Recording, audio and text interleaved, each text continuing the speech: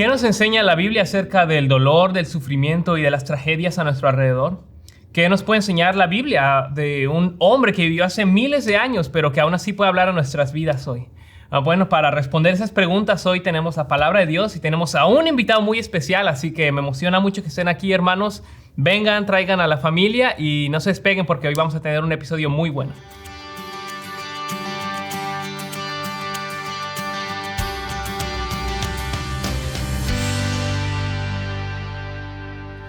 Muy buenas noches, hermanos. Bienvenidos a nuestro estudio bíblico, como ya lo hemos tenido todos los miércoles. Hoy tenemos al doctor Dominic Hernández aquí con nosotros, que se nos unió para este capítulo especial, y como siempre a nuestro pastor. Y Dominic, déjeme, le pregunto rapidito. ¿Usted está casado con su esposa? ¿Se llama Gaby? Gaby, ok. ¿Tienen 2 niños? Sí. Yair y Yael. Ok, Yair y Yael. Y ella, su esposa, tengo entendido, es de México, ¿verdad? Es de Guadalajara, Jalisco. Tapatía. Exactamente. Muy bien. Sí. Y usted hizo su doctorado en Israel. Sí. Y es maestro en el Seminario Teológico Bautista del Sur, ¿verdad? Exactamente, soy profesor ahí. ¿Qué enseña ahí usted? Antiguo Testamento, todo tipo de cursos de Antiguo Testamento, hebreo, cursos de exégesis. Sí. Hebreo moderno también, ¿verdad? Hebreo moderno también, exactamente. Qué bien, qué bien. Sí. Bueno, pues es un gusto tenerlo aquí hoy y vamos estar aquí con ustedes. Gracias que el pastor, el hermano Dominic ha estado con nosotros predicando aquí también en la iglesia antes y siempre un gusto poder tenerlo aquí. Gracias. Bueno, hoy tenemos esta pregunta, vamos ya directo al tema.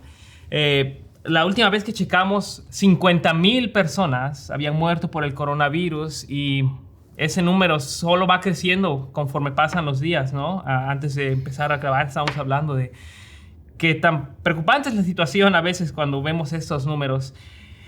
Y es fácil preguntarnos, ¿por qué suceden estas cosas? Es difícil a veces entender qué cosa, qué está sucediendo. ¿Por qué permite Dios estas cosas? Si Dios es bueno, ¿por qué permite que la enfermedad y el dolor y la muerte sucedan en este mundo? Pastor, ¿por qué existe la enfermedad y el sufrimiento en este mundo? Yo creo que muchas personas se están preguntando eso hoy en día. Sí, yo creo que es una situación en la que estamos viviendo, en el que naturalmente viene esa pregunta y es una buena pregunta. Yo creo que si una persona no se está haciendo preguntas acerca de la muerte, del sufrimiento, del dolor, del propósito de la vida, de si hay un Dios, está perdiendo su tiempo ahorita, porque estas situaciones nos deben llevar a mirar al cielo y comenzar a hacer preguntas, ¿no? Y yo creo que una de esas cosas es comenzar a leer la Biblia. Creemos que la palabra de Dios es suficiente para guiar toda nuestra vida. Y yo creo que especialmente está equipada la palabra de Dios para guiarnos en el sufrimiento. Algo interesante es que la forma de pensar cristiana es muy distinta a la forma en que piensa mucha gente de otras religiones o ateos. No tienen una respuesta satisfactoria al problema del sufrimiento, ¿no? Esa pregunta cabe en este tema antiguo que se llama el problema del sufrimiento, que muchas personas han tratado, ¿no? Y bueno, algunas religiones hablan de que los dioses nos crearon para sufrir o para abusar de nosotros, o los ateos piensan, bueno, realmente es la fuerza de la naturaleza, todo es al azar, así que no hay propósito. Y por supuesto es bastante desorientador esa cosmovisión, ¿no? El pensar, bueno, no hay ninguna razón por la que estoy sufriendo y no tiene ningún propósito y no llega a nada, así que mucha gente, de hecho, termina pensando en el suicidio, lo cual fue común en el movimiento existencialista, ¿no? en la filosofía. Pero en la Biblia, una y otra vez, nos lleva a entender 2 cosas, creo, importantes que se me vienen a la mente ahorita. Una de ellas nos explica el origen del mal y sufrimiento. Lo cual, como seres humanos, necesitamos entender de dónde viene, porque eso nos lleva como que a encontrar el culpable, ¿no? Y a tener cierta actitud hacia el mal y el sufrimiento. Y luego nos lleva a tener esperanza o un propósito para ese sufrimiento, ¿no? Entonces, primero, en cuanto al origen, la Biblia es muy clara desde el primer libro, ¿no? que tenemos en la Biblia, desde Génesis, los primeros capítulos.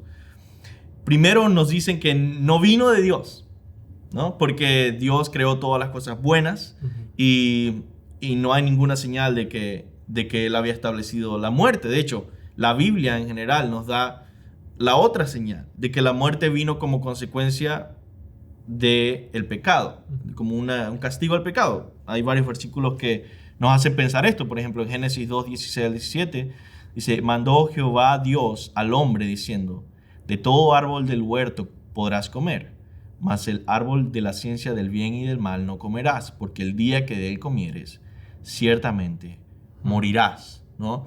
Entonces, si desobedeces este mandamiento, si pecas, la consecuencia va a ser la muerte, ¿no? Otro versículo está en Romanos 6:23 que dice: porque la paga del pecado es muerte, ¿verdad? Mas la dádiva de Dios es vida eterna en Cristo Jesús nuestro Señor. Es interesante que Pablo no puede hablar de la muerte sin hablar de la vida de la resurrección, ¿no? No puede hablar del pecado sin hablar de aquel que nos redimió del pecado, de Jesucristo, ¿no?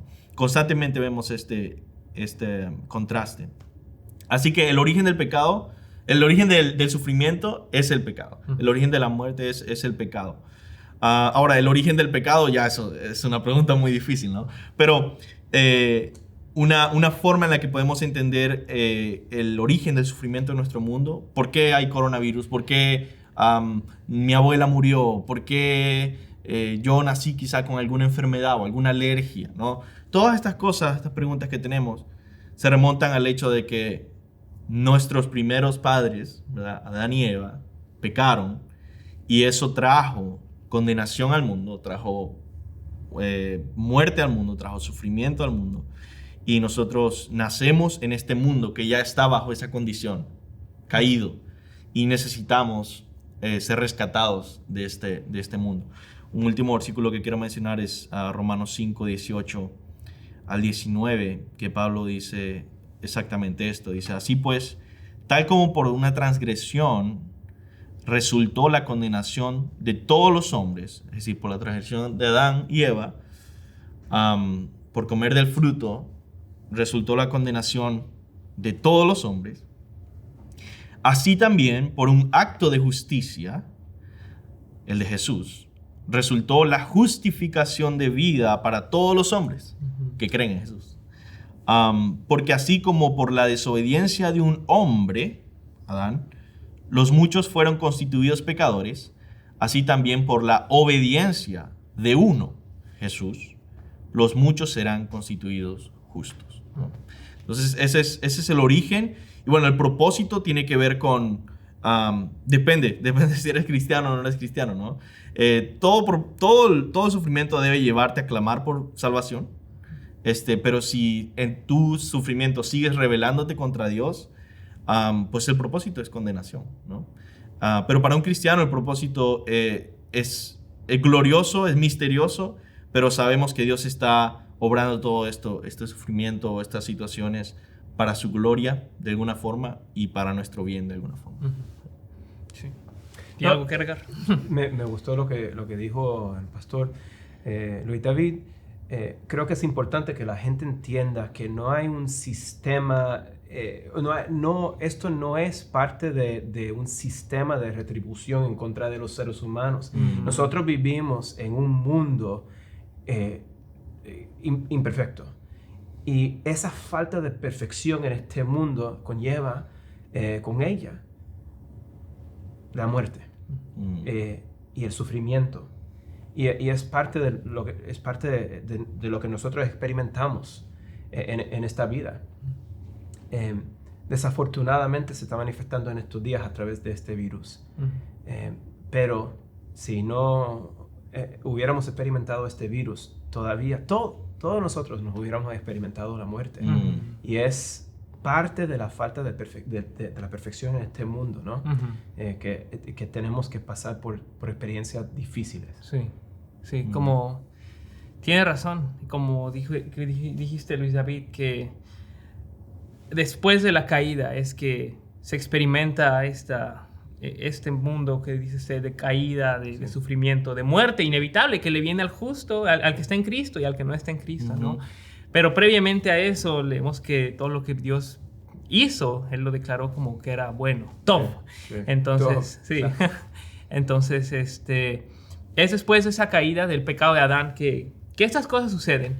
Y bueno, es la doctrina bíblica y nos da mucha esperanza de que así como por uno caímos todos y estamos ya todos en problemas, por uno también podemos obtener la vida eterna, ¿no? Pero pastor, me gustó lo que dijiste, porque tenemos que reconocer que el sufrimiento que nosotros estamos sintiendo ahora, en estos días, es real. Y no es porque Dios nos está pagando por algo que nosotros hicimos, no necesariamente por eso, no es personal así. Tenemos que reconocer que estamos viviendo una realidad y tratar de negar eso o vivir demasiado en eso, esos dos extremos son peligrosos, ¿no? Tenemos que reconocer que es real y tenemos que seguir para adelante con la palabra de Dios, con el compañerismo de los seres humanos a través de Zoom en estos días. Así es. Reconociendo que este es nuestro mundo. Sí. Así es estas son nuestras vidas. Nosotros vivimos en este mundo imperfecto. Sí. Ahora, es interesante que mencionas eso porque muchas veces las personas llegan a estos versículos y ven esto de que, por ejemplo, Romanos 6:23, la paga del pecado es muerte. Y quizá hay dos formas comunes de interpretar esto, una mal y una bien, ¿no? Una es, bueno, yo personalmente pequé y entonces Dios está vengando contra mí personalmente y por eso yo morí, ¿no? Esa es una forma incorrecta de pensar. Pablo está hablando de toda la humanidad. Más amplio eso. Y de cómo todos estamos en esta categoría. Entonces la forma correcta de pensar es la paga del pecado, el pecado que comenzó en un principio con Adán y Eva y en el que nacemos y en el que es nuestra realidad. Incluso para cristianos redimidos seguimos andando en esta realidad que es un mundo lleno de pecado, ¿no? Tenemos estos enemigos, el diablo, el mundo, que es el ambiente de pecado, y la carne, que es el pecado dentro de nosotros. Entonces estamos como que nadando en toda esta realidad que vino desde Adán y Eva. Y entonces es, como dice Dominic, es más general, ¿no? Y sin embargo, entendemos que nacemos y el decir que estamos en pecado quiere decir que estamos en enemistad contra Dios. Y que necesitamos salir de esta situación, ¿no?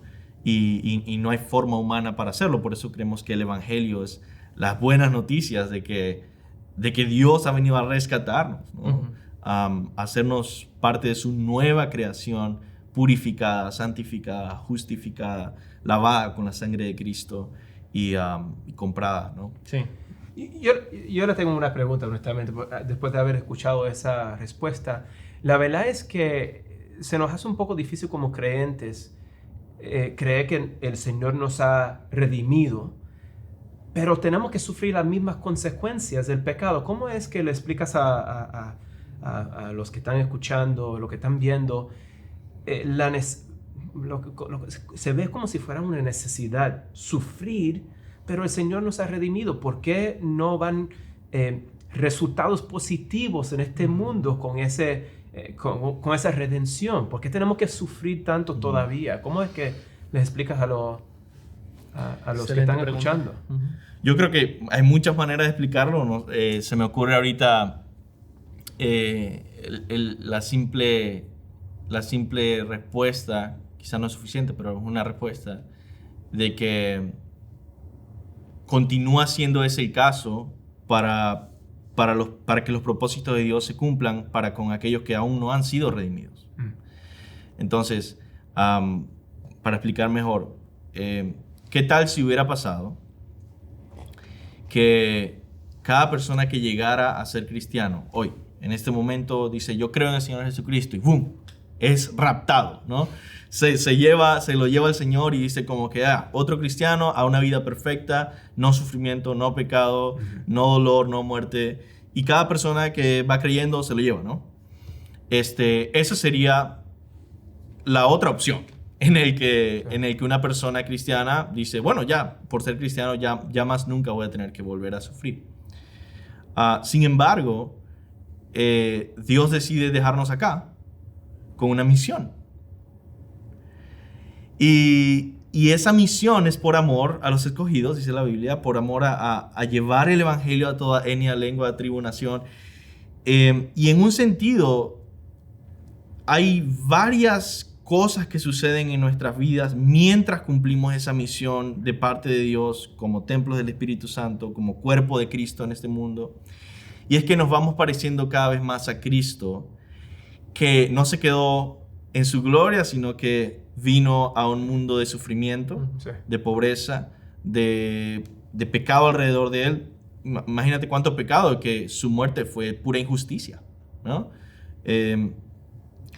Y nos parecemos cada vez más a aquel que nos salvó cuando nosotros, después de haber sido redimidos, vamos en su misión representando a Jesús y siendo esa presencia de Jesús física acá y imitando su vida, su misión en compartir el evangelio.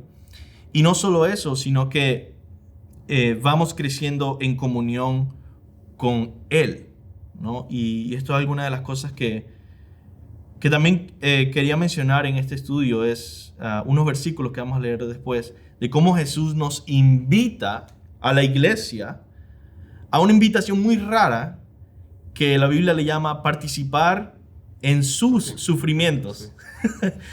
Entonces, esa es mi pequeña respuesta imperfecta, pero hay mucho más que decir sobre eso. Pero yo creo que es por causa de aquellos que no han sido salvados, que Dios ha decidido. Ahora, Dios puede salvar a todos en un segundo con su poder. Él ha decidido en su soberanía que la gente sea salvada por medio de la locura de la predicación y la locura de los predicadores, y que vayan a predicar unas buenas noticias de un Cristo crucificado y resucitado. Y bueno, Él nos usa mediante sufrimiento. Y por el testimonio de la iglesia, y eso es lo que estamos viendo ahora. No podemos como iglesia gastar este momento. El problema es que es muy difícil pensar en este momento tanto como una oportunidad para ser sus testigos, Sí, ¿verdad? sí, Es difícil pensar en estos momentos así, pero así lo tenemos que pensar. Eso tiene que estar ahí en nuestras mentes todo el tiempo. Sí. La misión de la iglesia, por eso estamos aquí sufriendo juntamente con Cristo, que también sufrió Él. Qué interesante, ¿no? Que Él nació en un mundo caído y Él también experimentó los dolores de vivir aquí, ¿no? Bueno, pero ahora yendo un poquito, regresando a lo que estábamos hablando de Adán, ¿no es un poco injusta esta doctrina de que uno fue el que cometió el pecado allí al principio y por esa razón todos somos los que estamos sufriendo por eso, ¿no? Yo me acuerdo cuando era chico, yo le preguntaba a mi mamá esas preguntas y mi mamá decía, ay, hijo, yo no sé. Pero yo, pero si él fue el menso que hizo esto, ¿por qué nosotros tenemos que pagar, no? Porque si él fue el que pecó, ¿por qué nosotros recibimos esas consecuencias? Y es justo eso. Bueno, Dios es justo. Claro. Amén. Y por supuesto, todo lo que hace... Perdón, amén, estaba tomando mi café.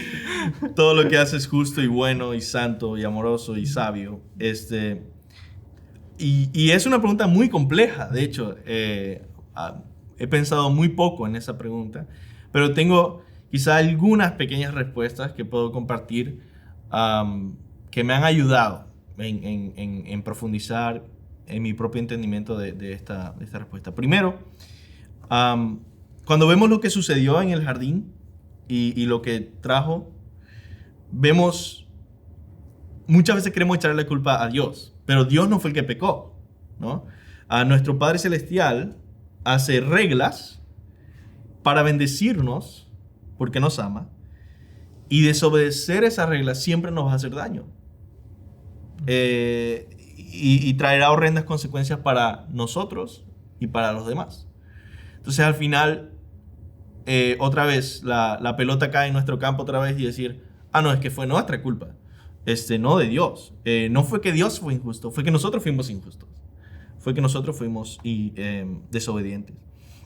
Segundo, algo que quizá he mencionado en otras ocasiones, en algunos otros enseñanzas o sermones, es que no existe realmente el pecado privado, en el que solo estoy afectado yo y nadie más se afecta, ¿no? eso no existe. No existe pecados que no hieren a nadie más que solo a mí. El de Adán no hirió solamente a Adán. Y el de nosotros no va a herir solamente a nosotros. Todo pecado afecta a otros, principalmente el que peca, es verdad. Pero también a todos los que están conectados con esa persona, ¿no? Todo pecado es un pecado contra Dios y contra el prójimo, ¿no? Vemos el cumplimiento de la ley como amar a Dios, amar al prójimo. Bueno, el pecado es pecar contra Dios y va conectado contra el prójimo, ¿no? Incluso cuando vemos al revés, eso del amor a Dios, el apóstol Juan dice que no podemos decir que amamos a Dios y odiamos a nuestro prójimo, como que también está conectado eso. Entonces, otra vez, cada pecado va a dañar al prójimo. Cada pecado contra Dios, contra mí, contra lo que sea, daña al prójimo. Y eso nos lleva a pensar en la siguiente verdad. Que Dios diseñó a la humanidad, a nosotros, todos nosotros, en una conexión muy profunda, que nosotros no tenemos que pasar por alto. Todos estábamos conectados porque, en un sentido, todos somos hermanos que vienen del mismo padre y madre, que es Adán y Eva, y luego Noé y su familia, pero todos estamos muy conectados. Entonces, si tú dices, por ejemplo, bueno, pero mi papá fue el alcohólico que nos golpeaba a todos, ¿por qué nosotros tenemos que salir afectados? Bueno, porque era tu papá y llegaba a tu casa y te golpeaba a ti. Así que su pecado te afecta a ti. Y sobre todo tú, porque eres muy cercano. Así que quizá tenemos que recobrar esa idea de que toda la humanidad somos una familia. Todos somos hermanos en el sentido de que venimos del mismo Padre. Y todos estamos conectados de una forma que quizá muy pocas veces pensamos, en el que nuestro pecado realmente afecta a toda la humanidad. No solo presente, sino a las generaciones futuras, ¿no? Entonces, esa es mi pequeña respuesta, pero también decir que si somos cristianos, nosotros no podemos enojarnos con esta forma de pensar o esta enseñanza bíblica acerca de que, bueno, el pecado de Adán trajo condenación a todos. Porque si nosotros nos enojamos contra esa dinámica o esa enseñanza, entonces tendríamos que enojarnos con la dinámica del evangelio. Porque al final yo no fui el que obedecí toda la ley, yo no fui el que moría en la cruz, yo no fui el que vivió una vida perfecta, yo no fui el Cordero de Dios. Fue Jesús. Y por uno solo, todos nosotros venimos a ser beneficiados. Entonces, si queremos aceptar el uno, entonces también tenemos que aceptar todo lo demás que la Biblia enseña con respecto a eso. Sí, yo esa pregunta me la hacen mucho cuando voy a hacer evangelismo. ¡Hey, no es justo! ¿Y por qué decía Adán? Y entonces, yo después de explicar el evangelio, yo les digo, pero es que... pero esta realidad sí te gusta, ¿no? De que por uno puedes ser salvo y que por uno tú puedes... De algo que no hiciste tú, como dijiste, todos los méritos de Cristo. Así que es verdad, Adán hizo algo muy malo que nos afectó a todos, pero igual Cristo hizo algo muy excelente, muy bueno, que a todos los que se arrepienten y ponen su fe en Cristo también se les puede dar lo opuesto de lo que hizo Adán, ¿no? Lo cual es una verdad hermosa. Así que vemos que ahí están los dos, las dos realidades explicadas en la Biblia. Y bueno, entonces la otra pregunta se la quiero hacer a usted, Dominic. Vivimos en un mundo, como ya hablamos, afectado por estas consecuencias de Adán, del pecado original que vinieron después de la caída. Y hay muerte, hay sufrimiento. Ahorita en esta situación que estamos viviendo lo vemos muy claro, muy vívido del coronavirus. Y son tiempos difíciles, tiempos de dolor. ¿Usted qué palabra de aliento le daría a alguien que tal vez perdió su trabajo o perdió un familiar por causa de este virus o de alguna otra enfermedad? ¿Usted qué palabra de aliento le puede dar a esa persona? En primer lugar, la mejor palabra de aliento a veces no es ni siquiera una palabra. Es llorar con personas que han perdido un miembro de su familia o su trabajo, personas que no tienen suficiente dinero para pagar la renta. A veces no puedes hacer más nada que llorar con ellos. Y eso también demuestra el carácter cristiano. Como Jesús entró a nuestro mundo y experimentó todo lo que nosotros experimentamos, aunque era y será el creador de todo esto. vino a experimentar nuestros sufrimientos. También nosotros somos llamados como creyentes a experimentar los sufrimientos de los demás. Entonces, si yo llego a la casa o tengo videoconferencia con un hermano o una hermana que ha perdido su trabajo, a su madre, padre, abuelo, abuela, algo así por este virus, no me imagino que voy a tratar de decir muy poco. Voy a pasar por esta situación con ellos como cristiano, como creyente en Jesús, reconociendo que nuestra esperanza está en Él. Y en este lado de la eternidad, nosotros no experimentamos lo que queremos, no experimentamos todo el tiempo la esperanza, de hecho, que sabemos que tenemos, ¿verdad? Entonces creo que el primer punto que quiero decir y quiero hacerlo claro es que no tendría que hablar, uno no tiene que hablar mucho si quiere consolar a un hermano en esta época difícil.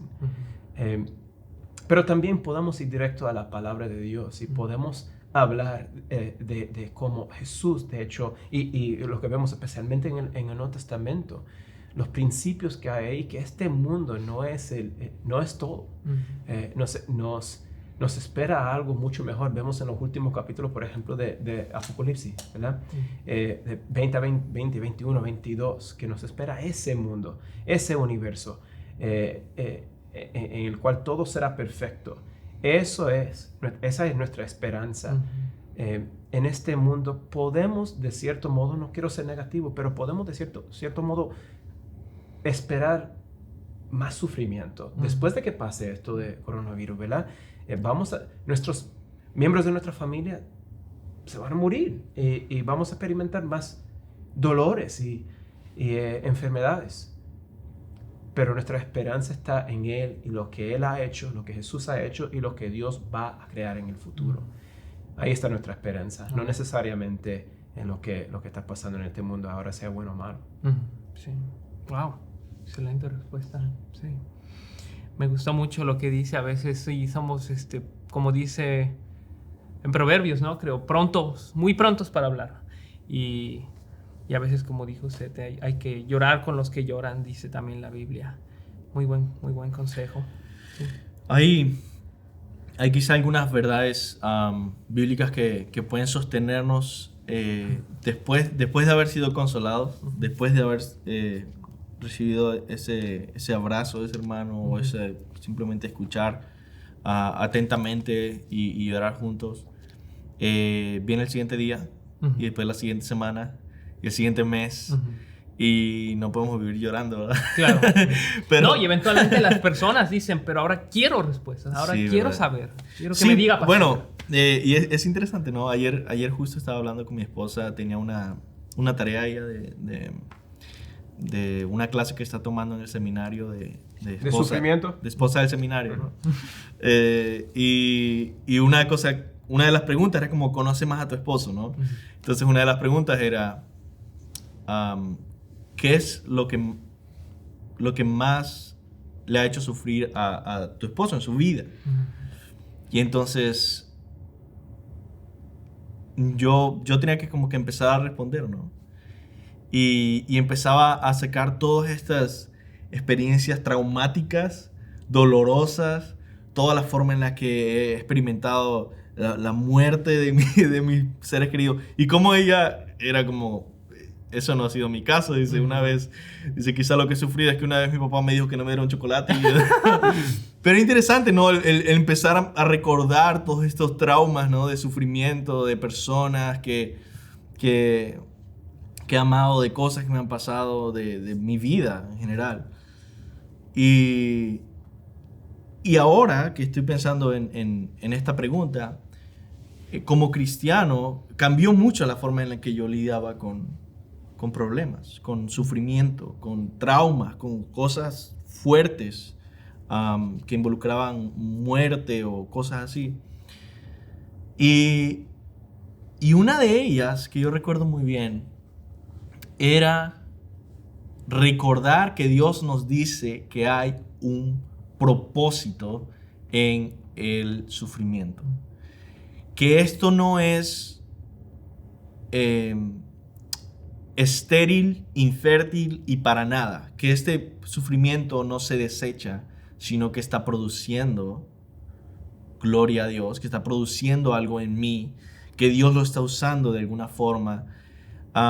Y yo me acuerdo, por ejemplo, una vez que mi sueño era ir al seminario, ¿no? Yo era pobre, no tenía padre, yo quería ir al seminario y aplicaba al seminario, me negaron la visa y varias cosas y tenía que trabajar yo entre 7 meses para recaudar dinero solo para aplicar a la visa, para que me la negaran y después otra vez trabajar 7 meses para aplicar. Y mientras que iba a mi trabajo, ¿no? Caminando, porque era bien lejos en Venezuela, iba caminando me encontraba un trabajo en una farmacia, aunque yo no sabía nada de medicina, vendiendo cosas, ¿no? Mientras iba caminando, yo recuerdo cantar esta canción de Jesús Adrián Romero, de Tengo razones para vivir, ¿no? Y entonces cantando esta canción, y el punto era, yo sé que esto puede durar muchos años, y yo sé que yo puedo pasar todos estos años con dolor real en mi corazón, esperando realmente la respuesta de Dios, y sin embargo no desmoronarme en el camino, porque sigo pensando, Dios tiene una razón, tengo razones para levantarme, tengo una misión que cumplir y quiero glorificar a Dios, ¿no? Algunos textos que me ayudaron a mí es recordar que Cristo, como dije, nos invita a participar en sus sufrimientos. Y esto es una invitación rarísima, ¿no? No debemos encontrar esto en ningún periódico, ¿no? En ningún libro de autoayuda, como Filipenses 3:10, que dice, a fin de conocerle, a Jesús, y el poder de su resurrección y la participación de sus padecimientos, llegando a ser semejante a Él en su muerte. Ahora, Jesús murió en la cruz, así que no es una muerte sin sufrimiento. Y en el mismo Filipenses dice, porque a vosotros, a los cristianos, se os ha concedido por amor de Cristo, no solo el creer en Él, sino también el sufrir por Él. Como que si fuera un regalo, ¿no? Con un gran lazo y decir, aquí está otro regalo, no solo creer en Cristo, sino también sufrir por Cristo. Estos versículos me parecieron muy llamativos, ¿no? Por lo raro que son. En Hechos también vemos que dice que los apóstoles fueron como... Sí. Tuvieron el privilegio de sufrir, de padecer por la causa de Cristo. Es cierto. Y es siempre cierto. que leo eso yo casi wow. Esa es una actitud cristiana de otro mundo que no se entiende cómo es que puede pasar, ¿no? Y eso da un testimonio muy fiel de Jesucristo. ¿Sabe qué, pastor? Estaba pensando cuando estaba respondiendo ahora, lo que yo veo es lo siguiente en este tipo de situaciones. A veces hay personas, les cuento algo rapidito. Tú mencionaste el ejemplo del papá que le pegaba a los niños y todo eso, y combinando eso con buscar el propósito, buscar el propósito. Te voy a decir que mi papá se murió cuando yo tenía 5 años. Y eso ha sido la cosa que más me ha dolido durante toda mi vida.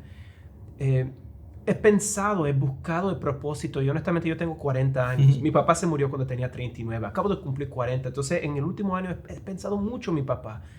No lo conocía muy bien y quería conocerlo muy bien. Y estoy sufriendo de hecho las consecuencias de la muerte de mi papá. Pero quiero decir algo relacionado a lo que acabo de decir. Seguro que viene el próximo día, 100%. Estoy de acuerdo. No podemos pasar toda la vida llorando.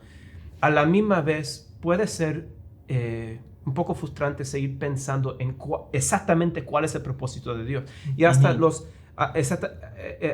ejemplos que tú diste de las Escrituras son ejemplos amplios. Sufrir con Cristo. No son razones específicas. Tenemos que entender en estos momentos que es muy difícil dar razones específicas por lo que está pasando. Está pasando esto por tales razones específicas. Es súper difícil averiguar a veces lo que Dios está haciendo en el momento. Y a veces sabemos, a veces pasan años y Dios por su gracia y misericordia nos deja saber por qué hacía tales cosas o por qué hizo tales cosas, pero a veces ni siquiera sabemos. En esta vida no tenemos la promesa de que vamos a saber exactamente por qué Dios hace todo. Aunque quisiéramos saber, simplemente no tenemos esa promesa. Es importante que digas eso porque otra vez, igual como el versículo de la paga del pecado es muerte, igual hay versículos que hablan de esto y hay una forma de malinterpretarlo y hay una forma de como entender qué es lo que está diciendo, ¿no? Una forma de malinterpretarlo, yo la verdad sí me he encontrado con muchas personas que cada vez que uno dice o que la Biblia dice que hay un propósito en el sufrimiento, ellos creen que la Biblia les está invitando a descubrir a buscar el propósito específico. Sí. Entonces decir, pero ¿por qué yo no pude ir al funeral de mi mamá y por qué me tuve que quedar trabajando? Y ya después, era porque ese día quizá iba a tomar un accidente de tránsito y yo iba a quedar parapléjico, entonces por eso el Señor no me dejó ir. Y eso no es nuestra tarea, eso no es nuestro llamado. A veces sí saben, a veces las razones son claras. Sí. Pero podemos, me atrevería a decir, gastar mucho tiempo buscando esas razones todo el tiempo y a veces no nos ayudan en este tipo de situaciones. Exacto. Y mi punto es que cuando uno toma esos versículos y los malinterpreta de esa forma, eso no produce consuelo, produce estrés. Eso. Porque quieres saber, ¿no? Sí, mientras que si lo vemos con la intención que el apóstol está teniendo, es que podamos ver hacia el propósito claro y seguro que tenemos en Cristo. Por ejemplo, un versículo, 2 Corintios 4, 16 y 18 dice, por tanto no desfallecemos, y está hablando en plural, o sea, no está hablando solamente de su vida, pero de otras personas que quizás están padeciendo otras cosas. Antes bien, aunque nuestro hombre exterior va decayendo, nuestra humanidad va decayendo, va sufriendo, va doliéndose. Sin embargo, nuestro hombre interior se renueva de día en día, pues esta aflicción leve y pasajera nos produce, y ojo, cuando él dice una aflicción leve y pasajera, ¿qué significa? Él no está diciendo una incomodidad, él está hablando de persecución donde la gente moría de una manera atroz, violenta, y él le llama esta aflicción leve y pasajera, produce un eterno peso de gloria que sobrepasa toda comparación. Entonces el propósito es que está produciendo este peso de gloria que sobrepasa toda comparación al no poner nuestra vista en las cosas que se ven, sino en las que no se ven, porque las cosas que se ven son temporales, pero las que no se ven son eternas. Entonces quizá un consejo que yo podría dar es, enfócate en esos propósitos eternos, no terrenales y temporales, sino en el hecho de decir, esto me está preparando para estar con Cristo, esto me está produciendo, por ejemplo, un anhelo por Cristo, un anhelo por el reino en el que ya no habrá más muerte, sufrimiento y dolor. Me trae un anhelo por mi patria celestial porque soy peregrino. Me trae un recordatorio de que esta no es mi casa y de que esta vida es temporal. Que esto tengo días contados y se van a acabar. Me trae un ánimo de vivir para Cristo y usar mis días bien porque sé que todos mueren así como mis padres. Y todos estos propósitos que traen que son eternos y nos hacen mirar a lo invisible, a lo que está más allá, ¿no? Eso trae consuelo. Porque al final yo sé que esta vida es como una neblina que pasa, como una flor del campo que florece y después se seca y es echada al horno. Esta vida terrenal pasa en un instante, ¿no? Y eso me lleva a traer ese consuelo de que, wow, no importa si muero mañana, yo sé las cosas que estoy pasando hoy producen un peso eterno de gloria para Dios y beneficio para mí, ¿no? Sí. Espiritualmente, ¿no? Sí. Excelente, ambos me gustó. En general, el propósito del sufrimiento, como dijiste, para desarrollar el carácter de Cristo en nosotros, santificarnos, y como los dos mencionaron, poner nuestros ojos al cielo, que esto es temporal. No estamos diciendo, este sufrimiento que está pasando, no es leve, no importa. No, es real, es doloroso, pero no se compara con la gloria del cielo, ¿no? Y como dijo usted, no intentar encontrar los pequeños detalles y el propósito específico de por qué se dio esto y por qué se dio aquello. Más bien entender, como hemos estado hablando, estamos en un mundo caído, pero el Señor nos promete a los cristianos un mundo de gloria y de felicidad con Él por la eternidad. Se nos acabó el tiempo, pero en el próximo vamos a tener un capítulo especial que durante esta semana lo vamos a transmitir. Vamos a poder tener la oportunidad de escuchar más del hermano Dominic. Vamos a profundizar más, sobre todo en el Antiguo Testamento. Pero ahorita quería que nos dé una probadita chiquita de esta pregunta que tenemos. ¿Qué lecciones prácticas nos puede enseñar Job en estos tiempos de pandemia? ¡Wow! ¿Tú dijiste breve? Es la conclusión. Es la conclusión, sí. Y en el otro capítulo nos podemos explayar más. Creo que lo que nos puede enseñar el libro de Job durante estos tiempos es leer la palabra de Dios bien. Job no necesariamente leía la palabra de Dios, pero el libro fue escrito para que nosotros pudiéramos leer lo que es la palabra de Dios.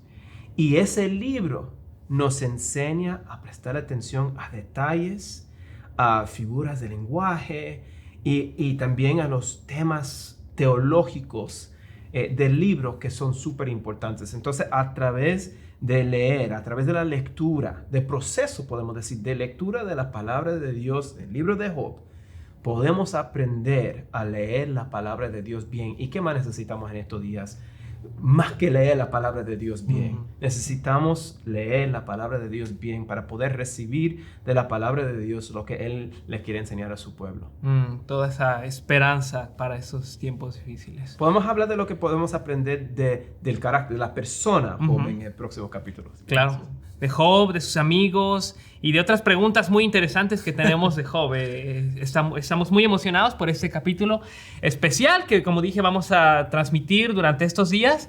Pero también no se les olvide que el próximo miércoles tenemos otro estudio bíblico, como lo hemos estado teniendo a las 6:30 de la tarde. Y los domingos, aunque no nos estamos reuniendo, nuestro servicio en línea a las 12 en punto, 12 del mediodía, los domingos. Y los esperamos, hermanos, interactúen con nosotros, tómense sus selfies enfrente de la televisión con sus niños reunidos y mándanoslas. Queremos interactuar de la manera posible. Como usted dijo, Zoom, videollamada, llámenle a los hermanos, manténganse en contacto de esta manera. Y bueno, les queremos decir que los amamos y los vemos en la próxima. Gracias por estar aquí con nosotros hoy.